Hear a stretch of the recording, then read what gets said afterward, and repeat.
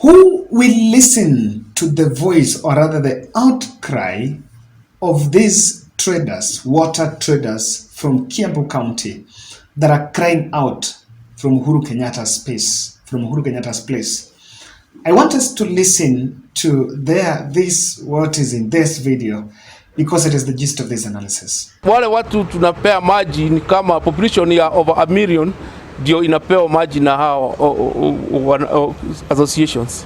Ikiwa haitabadilishwa, tutangojea mvua, tukunywe maji ile itatoka juu kule barabarani, tukunywe hiyo na tutakufa. Ongezwa stima juzi tu, na stima ile tulikuwa tunalipa 20,000, sasa iko karibu zaidi almost 40,000. Sasa tumeona hiyo mzigo tutarudisha kwa consumer. Maji ni lazima tuongeze. Sema hiyo 70% inakuwa gumu sana kwa watu kuwapatia maji, kuongeza ushuru. So tunasema serikali ikae chini, kama waziri mpya wa maji Madam Honorable Alice Wahome, tukae pamoja na vikundi ya community water project, wajadiliane kulingana na hii sheria. Tuseme kama ni shilingi moja vile ilikuwa imesemwa iongezwe na shilingi moja, hiyo ni sawa, lakini mara 10 inakuwa gumu sana kwa wananchi. Na kuna stima na kuna wafanyikazi na kuna watu wengine, hiyo pesa hatuwezi pata. Itabidi hizi mradi zote ni kama zitafunga, given time zitafunga.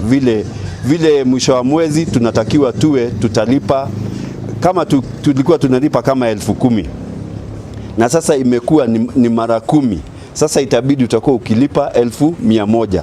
Hakuna kikundi hata moja ama kampuni yoyote ama mtu yeyote anaweza pandishwa mara 10 na bado aweze kuendelea na kufanya ile kazi anafanya. Kwa hivyo hatuwezi lipisha ule mtu anakunywa kwa mita, tumwambie atalipa mara 10 vile alikuwa analipa. Na hiyo sasa sheria imeanza jana February 1. Hapo zamani tulikuwa tunalipishwa 50 cents kwa cubic moja ya maji ama 1000 liters of water, lakini wamepandisha kutoka hiyo 50 cents mpaka shilingi 5, na tena kuna marupurupu ingine wamepandisha mingi zaidi. Omba serikali itoe hizo taxes ndio sababu tuweze kuendelea na kutumia maji inavyowezekana, na sana sana wakati huu kuna hiyo outbreak ya cholera. Tungetaka sana serikali itujari ndio tuweze kupewa maji safi na mienendo yetu iendelee. Jina yangu ni Godho George K. Mimi ni organizing secretary wa Kiambu Community Water Association. Naitwa Mere waja Kenya juu. Moses Kahende, Joseph Kirai wa Dongo, Royce Wajiro, Bakiri Maura Buru.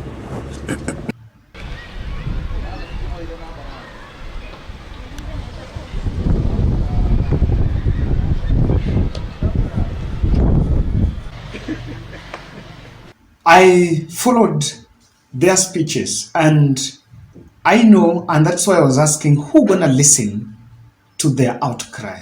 Even me, my work is just to remind your leader. But then sometimes it's not good, but it's also right that we say that you have to blame yourself, because when campaigns were here, we were also here giving you information so that you choose based on what you know. But people decided for Hatupangwingwe, but then it becomes opposite. Now, what's happening here? Water Resources Authority last month announced implementation of a new levies that have risen from 5 cents to 5 shillings for every 1,000 liters of water sold to customers. So what happens here is, I know people have been asking, why are we taxing water? By the way, I don't really support it, but I want to tell you what happens there. Water from natural resources, ile yenye unaenda kuchota kwa that river or that stream, is not taxable.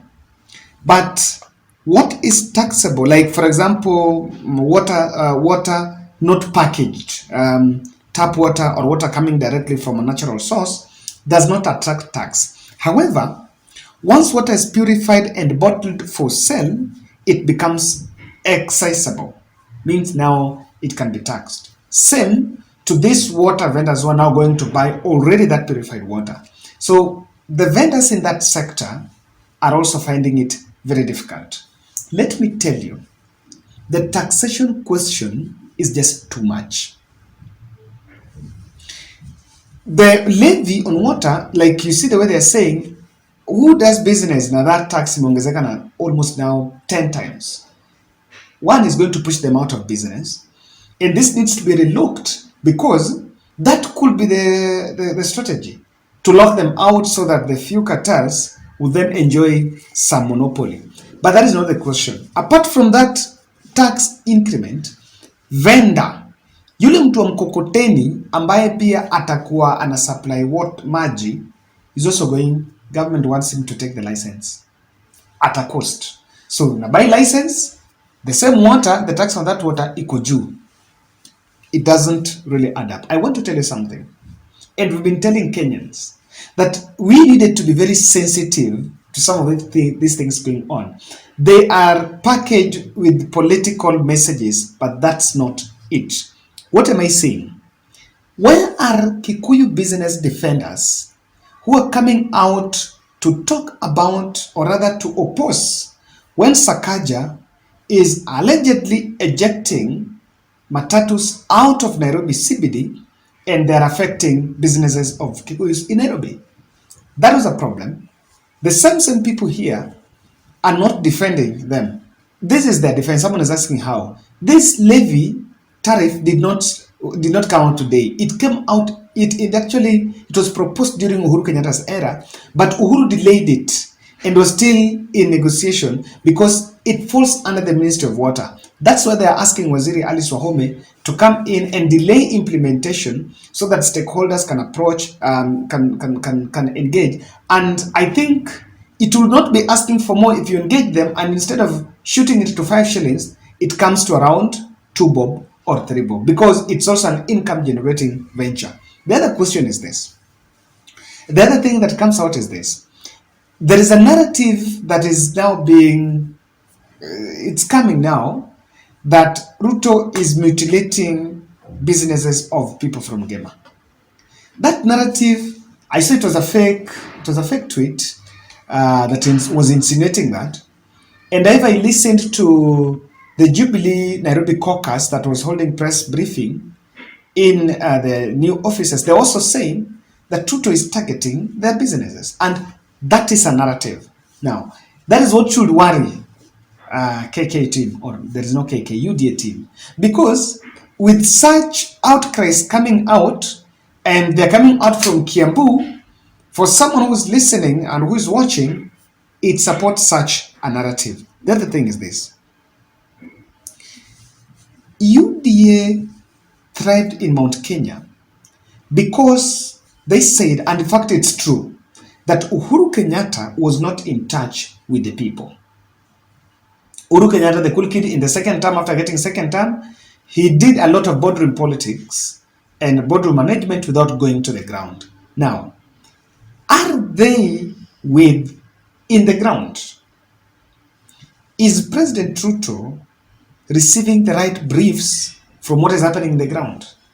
Because as things go, the hustler agenda is not in touch with the people. They are parallels. The tax question must be relooked. Let me tell you, Kenyans.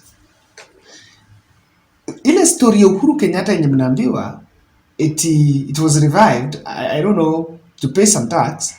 I saw a tweet from lawyer Paul Mwangi saying that section they're repealing, that tax was abolished in 1982. So the new amendment is actually to reintroduce it. What is here is this. That tax yenye wanakuambia eti Uhuru hajalipa, and so anafaa lipe pole, it was never existing. So if it is repealed and reintroduced, all of us are going to pay it. So whatever you're being told about Uhuru Kenyatta is just wiping the emotions, but it's a strategy to reintroduce a tax that was never existing. It's just increasing the tax profile. That's what I'm getting. And so I saw people yelling in social media, kila mtu lazima lipe tax, kila mtu lazima lipe tax. Uhuru anaweza shindwa kulipa tax. Let's say it. Anaweza shindwa. Even if he's asked pay from 1963, anaweza shindwa. Anaweza lipa, but how about you? And even if he pays, it cannot change anything. He has his pay until he dies in retirement benefits. Lakini wewe, sisi ndio hiyo tax ikikuwa introduced, ni sisi ndio tutaumia. But then we are out there shouting, kila mtu lazima lipa lipa. And you've been whipped into that.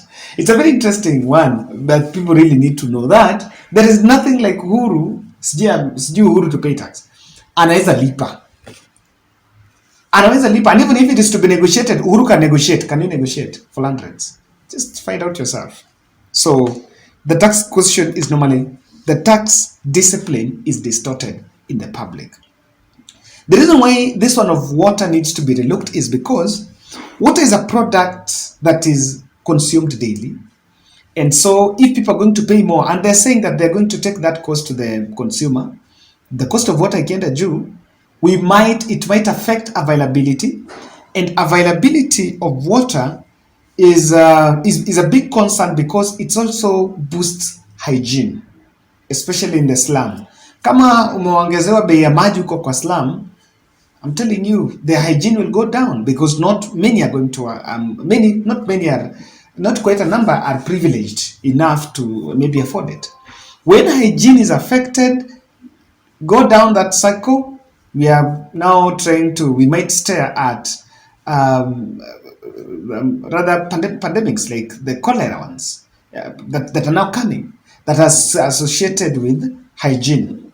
The other thing here is manufacturing. The companies that manufacture different products also use water. So when water tariffs are up, hata zile kampuni, hizo machines zinatumia maji. Or there are those that use water, for example, the soda ones, the liquor, they use water. So that is a product of production. Water is a fact of production, and it's going to hurt our manufacturing. I want to look at Waziri Wahome say this. Irrigating farmland, I saw that she's saying that we're going to build 3 dams per county now. It's not now 100 in the whole country. It's 3 dams per county. That means the dams are going to increase from 100 to 141. Mchezo iko hapa. Kwa hiyo pledge inaongezeka tu, and someone was saying build even 1 then. Start with 1. Before it gets 141, start with 1.